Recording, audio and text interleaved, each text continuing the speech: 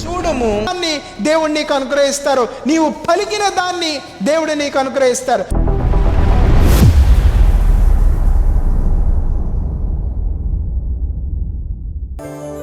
ప్రభు నామం పేరిట మీ అందరికీ నా యొక్క శుభములు తెలియజేస్తూ ఉన్నాను. మరొకసారి మీ అందరితో దేవుని యొక్క వాక్యమును పంచుకొనుటకు దేవుడు నాకు అనుగ్రహించినటువంటి ఆ యొక్క అవకాశమును బట్టి, ఆ యొక్క కృపను బట్టి త్రియేక దేవునికి నేను ఎంతగానో కృతజ్ఞతాస్తుతులు చెల్లిస్తూ ఉన్నాను. వాక్యం ధ్యానించుకునే ముందుగా ప్రార్థన చేసుకుందాం. ప్రియుడైన మా తండ్రి, మీ నామం నాకు వందనాలు ప్రభువా. ఈరోజు మీ యొక్క వాక్యంను ధ్యానించుకున్న చుంట్లో మాకు సహాయం చేయండి తండ్రి. ఇంతకాలము మీ యొక్క కృపతో మమ్మను నడిపించినటువంటి విధానమును బట్టి వందనాలు ప్రభువా. వీక్షించుచున్నటువంటి వారందరినీ ఆశీర్వదించండి. మా అందరికీ కావలసినటువంటి వర్తమానమును దయచేయండి.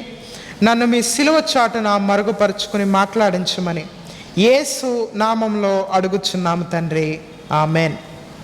ఈరోజు దేవుని యొక్క వాక్యంలోనికి మనం ప్రవేశించినట్లయితే, ప్రస్తుతం ఈ లోకంలో ఉన్నటువంటి పరిస్థితుల్ని మనం చూసినట్లయితే, ఈ యొక్క లోకము అంతా కూడా భయాందోళన కలిగినటువంటి పరిస్థితులు ఏలుబడి చేస్తూ ఉన్నాయని మనందరికీ తెలుసు.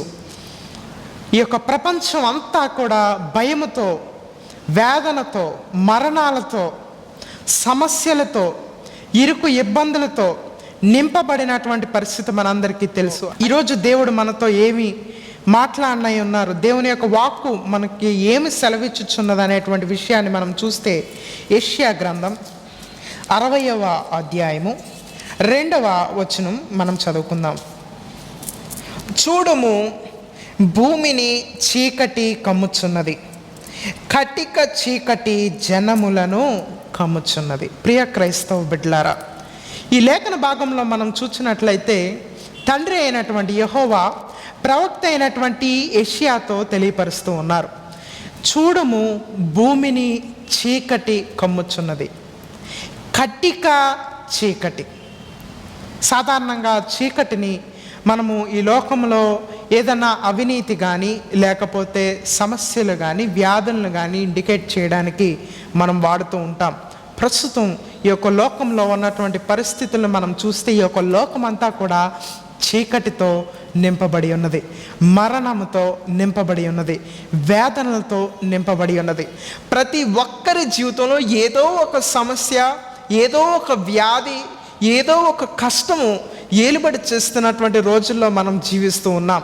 అయితే అటువంటి సమయంలో ఈరోజు మన పరిస్థితిని ఒకసారి మనం చూసినట్లయితే, మొదటి సమూయేలు గ్రంథము 3వ అధ్యాయము 1వ వచనం మనం చదువుకుందాం.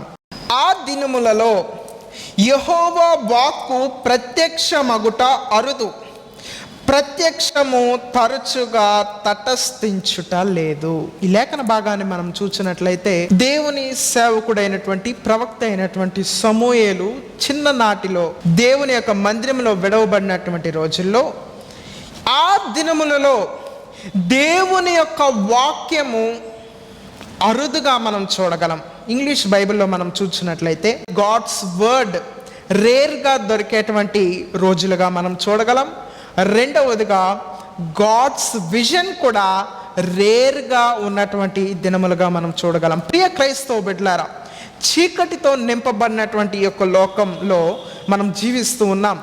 ఈ లోకంలో ఉన్నటువంటి పరిస్థితులను బట్టి, ఈ యొక్క గ్లోబల్ పాండమిక్, ఈ కరోనాను బట్టి మనం అందరం కూడా లాక్డౌన్ నిబంధనలు పాటిస్తూ ఉన్నటువంటి సమయంలో మన మందిరాలన్నీ కూడా మూతబడినటువంటి పరిస్థితి మనందరికీ తెలుసు. దేవుని యొక్క ఆరాధనలకు వెళ్ళలేనటువంటి పరిస్థితి, దేవుని యొక్క వాక్యానికి దూరమైనటువంటి పరిస్థితి, దేవుని యొక్క మందిరాలకు దూరమైనటువంటి పరిస్థితి మనందరం కూడా గత నెలల్లో అనుభవించామనేటువంటి విషయం మనందరికీ తెలుసు. అయితే ఆన్లైన్ సర్వీసెస్ అంటూ ఉంటాం. అయితే ఆన్లైన్ సర్వీసెస్ మనం ఏ రీతిగా చూస్తాం చెప్పండి? మన యొక్క మొబైల్లో కానీ, మన యొక్క టీవీలో కానీ, మన యొక్క కంప్యూటర్లో కానీ మనం ఆ యొక్క ఆన్లైన్ సర్వీస్ని ఓపెన్ చేస్తూ ఉంటాం. మన యొక్క ఇంటి వారితో మనం మాట్లాడుకుంటూ ఉంటాం. లేక మనం చేసేటువంటి పనులు ఏంటి చెప్పండి? మనం వేరే ఏదో ఒక పని చేస్తూ ఉంటాం, మన సొంత పనులు చేసుకుంటూ ఉంటాం, మన యొక్క ఇంటి పనులు చేసుకుంటూ ఉంటాం, మన యొక్క జాబ్కి సంబంధించినటువంటి పనులు చేస్తూ ఉంటాం. ఆ రీతిగా దేవుని యొక్క వాక్కుకి, దేవుని యొక్క ప్రత్యక్షతలకి, దేవుని యొక్క సన్నిధికి, దేవుని యొక్క ప్రెజెన్స్కి మనం దూరం అయిపోయి జీవిస్తూ ఉన్నటువంటి పరిస్థితుల్లో ఉన్నాము అనేటువంటి విషయాన్ని మనం గమనించాలి. అయితే అటువంటి సమయంలో మన యొక్క జీవితంలో అనేకమైనటువంటి కష్టాలు మనం ఎదుర్కొంటూ ఉన్నాం. ప్రస్తుతం ఉన్నటువంటి పరిస్థితుల్లో ఈ యొక్క లాక్డౌన్ వల్ల, మన యొక్క జీవనోపాధి లేకపోవడం వల్ల అనేక మంది వారి యొక్క జీవితాల్లో ఆర్థిక సమస్యలను ఎదుర్కొంటూ ఉన్నారు. శారీరకంగా ఆరోగ్య పరిస్థితులు మనం చూసినట్లయితే అనేక మంది ఈ యొక్క కోవిడ్ వల్ల ఎఫెక్ట్ అయ్యి కోవిడ్తో బాధపడుచున్నటువంటి సమయంలో వారి శారీరకంగా అనేకమైనటువంటి బలహీనతలు అనుభవిస్తూ ఉన్నారు. కోవిడ్ నుండి రికవర్ అయినప్పటికీ కూడా వారి యొక్క జీవితంలో, వారి యొక్క శరీరంలో అనేకమైనటువంటి బలహీనతలతో ఉన్నారు అనేటువంటి విషయం మనందరికీ తెలుసు. కనుక అటువంటి పరిస్థితుల్లో మనం అనుకుంటూ ఉంటాం, నా యొక్క జీవితంలో ఈ శ్రమల నుండి నేను బయటకు రాగలనా, నా యొక్క జీవితంలో తిరిగి ఇదివరకులాగా ఆరోగ్యంగా ఉండగలనా, నా యొక్క జీవితంలో నేను విడుదల చూడగలనా, ఆర్థికంగా నేను పైకి రాగలనా, నా యొక్క జీవితంలో తిరిగి మళ్ళీ నేను అనేక మందికి ఉపయోగపడే ప్రయోజనకారుడిగా నేను మార్చబడగలనా అని మనం అనుకుంటూ ఉంటాం. అసలు దీనికి ఎండ్ అంటూ ఉందా? మన యొక్క జీవితంలో కొన్నిసార్లు మనం అనుకుంటూ ఉంటాం, ప్రభువా నా యొక్క జీవితంలో ఉన్నటువంటి యొక్క కష్టాలకి ముగింపు ఉందా, నా యొక్క జీవితంలో ఈ యొక్క బాధలకి ముగింపు ఉందా, నా యొక్క జీవితంలో ఈ వ్యాధికి ముగింపు ఉందా అని మన యొక్క జీవితంలో కొన్ని సందర్భాల్లో అనుకుంటూ ఉంటాం. కానీ ప్రియ క్రైస్తవ బిడ్డ, అలా అనుకునేటువంటి వారికి ఒక మాటను తెలియపరచాలని ప్రభు ఆశపడుచు ఉన్నారు. ఎఫెసీయులకు అపోస్తలుడైనటువంటి పౌలు వ్రాసినటువంటి పత్రిక 6వ అధ్యాయము 13వ వచనం మనం చదువుకుందాం. అందుచేతను మీరు ఆపద్దినమందు, దేవుని పరిశుద్ధ నామమునకు మహిమ కలుగునుగాక. ఆపద్దినము, ఆపద వచ్చినటువంటి దినము, అందుచేత మీరు ఆపద్దినమందు అంటే అపోస్తలుడైనటువంటి పౌలు గారు తెలియపరుస్తున్నటువంటి మాట ఏంటంటే ఆపద దినము. అంటే దినము అనేటువంటి మాటను సింగులర్గా మనం చూడగలం. అంటే మన యొక్క జీవితంలో ఆపదలు రావు అని బైబిల్ గ్రంథంలో వ్రాయబడలేదు, కానీ బైబిల్ సెలవిచ్చుచున్నటువంటిది ఏంటంటే మన యొక్క జీవితంలో ఆపదలు వస్తాయి, మన యొక్క జీవితంలో వ్యాధులు వస్తాయి, మన యొక్క జీవితంలో అగాధంలోకి కూరుకుపోయినటువంటి సందర్భాలు వస్తాయి, మన యొక్క జీవితంలో లోయలో ఉండేటువంటి అనుభవాలు వస్తాయి. మన ఆర్థిక పరంగా అవనివ్వండి, ఆరోగ్యపరంగా అవనివ్వండి, క్షీణించిపోయేటువంటి పరిస్థితులు వస్తూ ఉంటాయి, దిగజారిపోయేటువంటి పరిస్థితులు వస్తూ ఉంటాయి. కానీ అది ఎంతవరకు అంటండి? కొంతకాలము మాత్రమే. దేవుని పరిశుద్ధ నామమునకు మహిమ కలుగును గాక. ఈరోజు ఈ యొక్క వరల్డ్ ఫేస్ చేస్తున్నటువంటి యొక్క ప్రాబ్లమ్స్ అన్నీ కూడా కొంతకాలము మాత్రమే. ప్రియ క్రైస్తవ బిడ్డ, దేవుడు నీతో యొక్క వాక్యం ద్వారా తెలియపరుస్తూ ఉన్నారు, the problems in your life are temporary. అయితే ఆ బాధలతో, వేదనలతో సతమతం అవుతున్నటువంటి మనందరి యొక్క జీవితాల్లో, వేదనలతో నింపబడి జీవిస్తున్నటువంటి మనందరితో కూడా ఈ చీకటి కమ్మి ఉన్నటువంటి ఈ యొక్క లోకంలో జీవిస్తున్నటువంటి మన అందరితో కూడా తండ్రి అయినటువంటి యెహోవా మాట సెలవిస్తూ ఉన్నారు. అదే యెషయా గ్రంథం 60వ అధ్యాయం 2వ వచనాన్ని మనం చదివినట్లయితే, చూడుము భూమిని చీకటి కమ్ముచున్నది, కటిక చీకటి జనములను కమ్ముచున్నది. ఈ లేఖన భాగంలో మనం చూసినట్లయితే చీకటి, కటిక చీకటి అంటే ఇంగ్లీష్ బైబిల్లో మనం చూసినట్లయితే గ్రాస్ డార్క్నెస్. ప్రియ క్రైస్తవ బిడ్డలారా, చీకటికి కటిక చీకటికి చాలా తేడా ఉన్నటువంటి విషయాన్ని మనం చూస్తాం. చీకటి అంటే కొంతవరకు చీకటిగా ఉన్నప్పుడు మనం కొన్ని వస్తువులను కానీ, మన చుట్టూ ఉన్నటువంటి మనుషులను కానీ, దారిని కానీ మనం చూడగలం. కానీ కటిక చీకటి ఎప్పుడైతే కమ్మిందో, కటిక చీకటి అంటే అర్థం ఏంటంటే ఇంకా మన యొక్క హ్యూమన్ ఐకి, మానవుని యొక్క కంటికి ఇంకా విజన్ ఏమీ కనబడదు అనేటువంటి విషయాన్ని మనం చూస్తాం. ఈ రోజుల్లో కూడా మన యొక్క ప్రపంచంలో ఉన్నటువంటి పరిస్థితులు మనం చూస్తే కటిక చీకటి కమ్మి ఉన్నది. మన యొక్క ఫ్యూచర్ ఏంటో మనకు తెలియదు. మనం ఉన్నటువంటి యొక్క సమస్యల్లోంచి మనం విడుదల పొందలేమో మనకు తెలియదు. అటువంటి పరిస్థితుల్లో మనం జీవిస్తూ ఉన్నాం. అయితే ప్రియ క్రైస్తవ బిడ్డలారా, దేవుని యొక్క బిడ్డలందరికీ కూడా ఆయన సెలవిచ్చుచున్నటువంటి వాక్ అదే యెషయా గ్రంథం 60వ అధ్యాయం 2వ వచనం, దాని కంటిన్యూషన్ మనం చదివినట్లయితే, యెహోవా నీ మీద ఉదయించుచున్నాడు, ఆయన మహిమ నీ మీద కనబడుచున్నది. దేవుని పరిశుద్ధ నామం నాకు మహిమ కలుగును గాక. ఆయన సెలవిచ్చుచున్నటువంటి మాటను మనం చూసినట్లయితే ప్రవక్త అయినటువంటి యెషయా ద్వారా తెలియపరుస్తూ ఉన్నారు. లోకమేమో కటిక చీకటి కమ్మి ఉన్నది, కానీ ఆయన బిడ్డను అయినటువంటి మనందరిపై ఆయన ఉదయించి ఉన్నాడు. ఆయన వెలుగు ఉదయించి ఉన్నది. ఆయన మహిమ మనపై కనబడుచు ఉన్నది. దేవుని పరిశుద్ధ నామం నాకు మహిమ కలుగును గాక. ఎప్పుడైతే దేవుని యొక్క వెలుగు మనపై ఉదయించిందో, ఎప్పుడైతే తండ్రి అయినటువంటి యెహోవా మనపై ఉదయించి ఉన్నారో, ఎప్పుడైతే ఆయన యొక్క మహిమతో మనల్ని నింపి ఉన్నారో, మనం చేయవలసినటువంటి పనిని ఒకసారి మనం చూసినట్లయితే పేతురు భక్తుడు రాసినటువంటి మొదటి పత్రిక 3వ అధ్యాయము 10వ వచనం మనం చదువుకుందాం. జీవమును ప్రేమించి మంచి దినములు చూడగోరువాడు చెడ్డదాని పలుకకుండా తన నాలుకను, కపటపు మాటలు చెప్పకుండా తన పెదవులను కాచుకొనవలెను. ప్రియ క్రైస్తవ బిడ్డ, పేతురు భక్తుడు తెలియపరుస్తూ ఉన్నారు, జీవమును ప్రేమించి మంచి దినములు చూడగోరువాడు. ఈరోజు మనందరికీ కూడా ప్రపంచంలో ఎవరినన్నా మీకు ఏం కావాలి అండి అని అడిగితే మనం ఏం చెప్తాం చెప్పండి? నాకు ధనం కావాలో, నాకు పెద్ద కారు కావాలో, నాకు పెద్ద భవనం కావాలని మనం అడగం. కానీ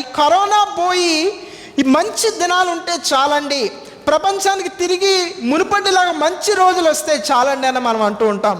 కనుక తండ్రి అయినటువంటి యెహోవా యెషయా గ్రంథం 60వ అధ్యాయం 2వ వచనంలో సెలవిచ్చినటువంటి రీతిగా నీ మీద వెలుగు ఉదయించి ఉన్నది. అయితే ఈ వెలుగు ఎప్పుడైతే ఉదయించిందో మనం చేయాల్సినటువంటి పని ఏంటి? జీవమును ప్రేమించి మంచి దినములు చూడగోరువాడు.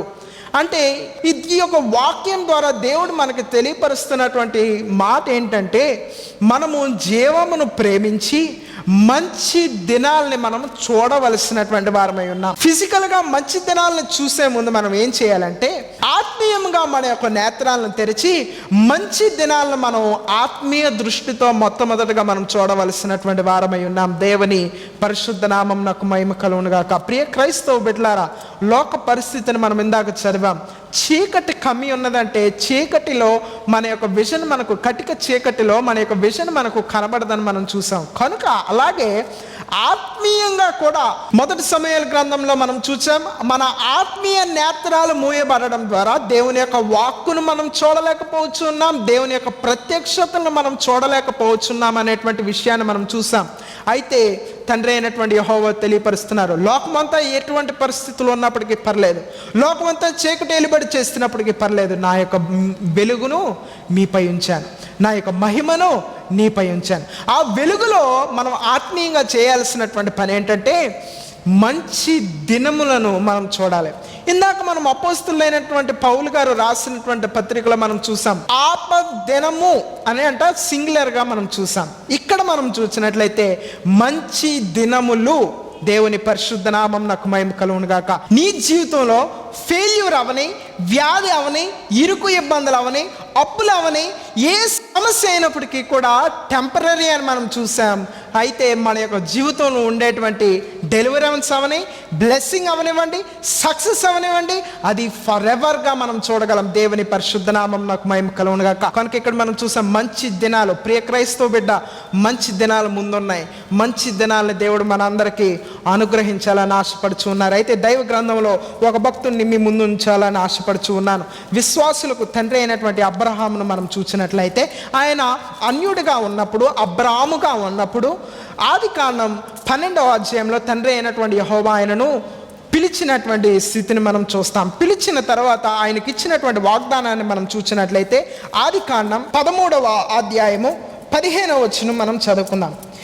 ఎందుకనగా నీవు చూచుచున్న ఈ దేశమంతటిని నీకును నీ సంతానమునకును సదాకాలము ఇచ్చేదను. దేవుని పరిశుద్ధ నామం నాకు మహిమ కలుగును గాక. తండ్రి అయినటువంటి యెహోవా అక్కడ సెలవిచ్చినటువంటి వాగ్దానాన్ని మనం చూసినట్లయితే, నీవు చూచుచున్న ఈ దేశమంతటిని దేవుడు వాగ్దానం ఇచ్చారంటే ఆ వాగ్దానాన్ని ముందు ఆత్మీయ దృష్టికి చూపించినటువంటి స్థితిని మనం చూస్తాం. ఎందుకంటే ఫిజికల్గా చూడాలంటే అక్కడ ఆయనకి పాదం పట్టునంత భూమి లేదు, రెండవదిగా ఆయనకి సంతానం లేదు అనేటువంటి విషయం మనందరికీ తెలుసు. కానీ దేవుడు అబ్రహాం యొక్క ఆత్మీయ దృష్టికి ప్రత్యక్షతను అనుగ్రహించినటువంటి స్థితిని మనం చూస్తాం. నీవు చూచుచున్న దేశం అంతటినీ కూడా నీకును నీ సంతానానికి సదాకాలం ఇచ్చేదను. దేవుని పరిశుద్ధ నామం నాకు మహిమ కలుగును గాక. దేవుని యొక్క వాగ్దానం అయితే ఈ రీతిగా ఉంది. కానీ అబ్రాహాము గారి యొక్క జీవితంలో అవిశ్వాసము అనేది కొంచెం వచ్చినటువంటి స్థితిని మనం చూస్తాం. ఎందుకంటే ప్రియ క్రైస్తవ బిడ్డలారా, మన యొక్క జీవితంలో ఎంత దేవుని యొక్క వాగ్దానాలు ఉన్నప్పటికీ, ఎంత దేవుని యొక్క వాక్యాలు మనం వినినప్పటికీ కూడా అపనమ్మకం అనేటువంటిది ఏలుబడి చేస్తూ ఉంటుంది. అయితే ఆదికాండం 15వ అధ్యాయము 2వ వచనాన్ని మనం చూసినట్లయితే అబ్రాహాము గారు దేవునితో ఒక మాట చెప్తూ ఉన్నారు. ఆ మాటను మనం చూద్దాం. అందుకు అబ్రాహాము, ప్రభువైన యెహోవా నాకేమి ఇచ్చిననేమి, నేను సంతానము లేనివాడనే పోచున్నానే, దమస్కు ఎలియాజరే నా ఇంటి ఆస్తికర్తయగును కదా. ప్రియ క్రైస్తవ బిడ్డలారా, ఆ లేఖన భాగంలో మనం చూసినట్లయితే అబ్రాహాము గారు తెలియపరుస్తూ ఉన్నారు, నాకు ఎంత ఇచ్చినా ఉపయోగం ఏముంది, నాకు ఎన్ని దేశాలు ఇచ్చినా ఉపయోగం ఏముంది, నేను సంతానం లేని వాడిని కదా. దమస్కు వాడైనటువంటి ఎలియాజరే, నా పనివాడైనటువంటి ఎలియాజరే నా ఆస్తి అంతటికి వారసుడు అవుతున్నాడు కదా అని తండ్రి అయినటువంటి యెహోవాతో తెలియపరుస్తూ ఉన్నారు. ప్రియ క్రైస్తవ బిడ్డలారా, వెంటనే తండ్రి అయినటువంటి యెహోవా అబ్రాహాముతో తెలియపరిచినటువంటి మాటను మనం చూసినట్లయితే 5వ వచనం మనం చదువుకుందాం. మరియు ఆయన వెలుపలికి అతన్ని తీసుకుని వచ్చి, నీవు ఆకాశం వైపు తేరి చూచి నక్షత్రములను లెక్కించుటకు నీ చేతనైతే లెక్కించమని చెప్పి నీ సంతానము అలాగవునని చెప్పెను. దేవుని పరిశుద్ధ నామమునకు మహిమ కలుగును గాక. ప్రియ క్రైస్తవ బిడ్డలారా, ఆ లేఖన భాగంలో మనం చూసాం, అబ్రాహాము గారికి దేవుడు వాగ్దానం అనుగ్రహించారు, నీకును నీ సంతానానికి ఈ దేశాన్ని అనుగ్రహిస్తానని. కానీ 15వ అధ్యాయానికి వచ్చే సమయానికి ఆయన దేవునితో ఏం చెప్తున్నారు, ప్రభా నాకు వారసులు లేరు కదా, నా యొద్దన ఉన్నటువంటి పనివాడే కదా నా యొక్క ఆస్తి అంతటికి వారసుడని తెలియపరుస్తున్నారు. వెంటనే తండ్రి అయినటువంటి యెహోవా చేసినటువంటి పనిని మనం చూసినట్లయితే, ఆ యొక్క లేఖన భాగాన్ని మనం పరిశీలించినట్లయితే తండ్రి అయినటువంటి యెహోవా అబ్రాహాము గారిని చేపట్టుకుని ఆ గుడారం నుంచి బయటకు తీసుకుని వచ్చారట. ఒకసారి నీ కన్నులైతే ఆకాశాన్ని చూడు, ఆ ఆకాశంలో ఉన్నటువంటి నక్షత్రాలను చూడు, నీవు వాటిని లెక్క పెట్టగలవా?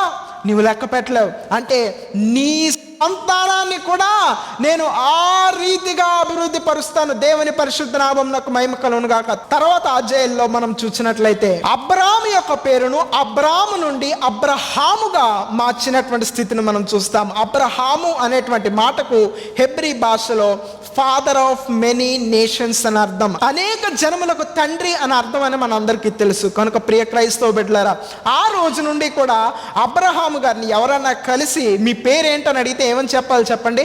అబ్రహాము అని చెప్పాలి. అంటే అబ్రహాం అనేటువంటి మాటకు అర్థం ఏంటి చెప్పండి? అంటే ఇంకొక మాటలో మనం చూస్తే మీ పేరేంటంటే నేను అనేక జనాలకి తండ్రినండి అని చెప్పాలి. దేవుని పరిశుద్ధ నామం నాకు మహిమ కలుగును గాక. ఎప్పుడైతే అబ్రహాము యొక్క పేరును అబ్రహాముగా తండ్రి అయినటువంటి యెహోవా మార్చారో ఆ రోజు నుండి మొట్టమొదటిగా దేవుని యొక్క దర్శనాన్ని చూశాడు, తన అనేక జన్మలకు తండ్రిని చూశాడు, ఆకాశ నక్షత్రాలంత విస్తారముగా సంతానం ఉంటుందని చూశారు. తర్వాత అదే మాటను పలకడం ప్రారంభించారు. అదే మాట ఒకరోజు ఇస్సాకు రూపంలో అబ్రహాం యొక్క జీవితంలో నెరవేరింది. ఇప్పటి వరకు కూడా మనం అందరము కూడా విశ్వాసులకు తండ్రి అయినటువంటి అబ్రహాం యొక్క సంతతి వారుగా మార్చబడి ఉన్నాం. దేవుని పరిశుద్ధ నామం నాకు మహిమ కలుగును గాక. ప్రియ క్రైస్తవ బిడ్డ, ఈరోజు నీవేం చూస్తూ ఉన్నావు? నీ ఫెయిల్యూర్ని చూస్తున్నావా? నీ వ్యాధిని చూస్తున్నావా? నీ బాధల్ని చూస్తున్నావా? దేవుని వాక్యం సెలవిచ్చుచు ఉన్నది, అవి చూడడం మానేయి. నీ యొక్క విడుదలను చూడు, నీ స్వస్థతను చూడు, నీ ఆశీర్వాదాన్ని చూడు, నీ యొక్క హృదయంలో పలకడం ప్రారంభించు. దేవుని యొక్క వాగ్దానాన్ని నీవు గుర్తు చేసుకో. వ్యాధితో ఉంటే నిన్ను స్వస్థపరచు యెహోవాను నేనే అనేటువంటి ఆ యొక్క వాగ్దానాల్ని, నేను పొందిన దెబ్బల చేత మీకు స్వస్థత కలుగుచున్నది అనేటువంటి వాగ్దానాల్ని, అలాగ వాగ్దానాల్ని నీ యొక్క హృదయంలో ధ్యానించుకోవడం ప్రారంభించు. దేవుడు ఒకరోజు ఆ యొక్క వాగ్దానాల్ని, నీవు చూసిన దాన్ని దేవుడు నీకు అనుగ్రహిస్తారు, నీవు పలికిన దాన్ని దేవుడు నీకు అనుగ్రహిస్తారు. రాజు అయినటువంటి దావీదు కీర్తనల గ్రంథంలో ఒక మాటను తెలియపరుస్తూ ఉన్నారు. 23వ సంకీర్తనలో ఉంటుంది, నేను బ్రతుకు దినములన్నీ కృపాక్షేమములే నా వెంట వచ్చును. ఇక్కడ కూడా మనం ప్లూరల్ని చూడగలం.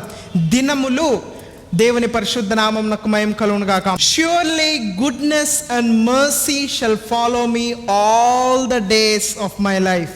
దేవుని పరిశుద్ధ నామం నాకు మహిమ కలుగును గాక. మన బ్రతుకు దినములు అన్నీ కూడా కృపా క్షేమములే మన వెంట వస్తాయి. ప్రియ క్రైస్తవ బిడ్డలారా, ఇప్పుడున్నటువంటి పరిస్థితులకి మనందరం కూడా మంచి దినాలని చూద్దాం. ఈ యొక్క కరోనా ముగింపు అయినటువంటి దినాలను మనం చూద్దాం. తిరిగి సంతోషకరమైనటువంటి దినాలను మనం చూద్దాం. అవే మన యొక్క నోటితో మనం పలుకుదాం, మన యొక్క హృదయంతో మనం పలుకుదాం. మన యొక్క హృదయంలో దేవుని యొక్క వాగ్దానాన్ని మనం ధ్యానించుకుంటూ ఉన్నాం. దేవుడు ఒకరోజు ఖచ్చితంగా ఈ యొక్క ప్రపంచమంతటినీ కూడా స్వస్థపరిచి మనలందరికీ విడుదల అనుగ్రహించి ఆశీర్వదించునుగాక. అటువంటి ధన్యకరమైనటువంటి జీవితం ఆ పరిశుద్ధాత్మ దేవుడు మనందరికీ అనుగ్రహించునుగాక. ఆమెన్. ప్రార్థన చేసుకుందాం. ప్రియుడైన మా తండ్రి, మీ నామం నాకు వందనాలు ప్రభువా.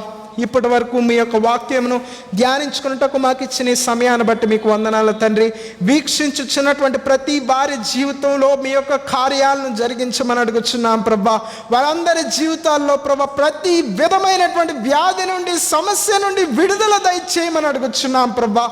ఈ యొక్క వాక్యం మా హృదయంలో చొచ్చుకుని నూరంతులుగా ఫలింపచేసి మహిమ పొందమని యేసు నామములో అడుగుచున్నాము తండ్రి. ఆమెన్. మరొకసారి వీక్షిస్తున్నటువంటి మీ అందరికీ కూడా ప్రభునామం పేరట నా యొక్క శుభములు తెలియపరుస్తూ ఉన్నాను.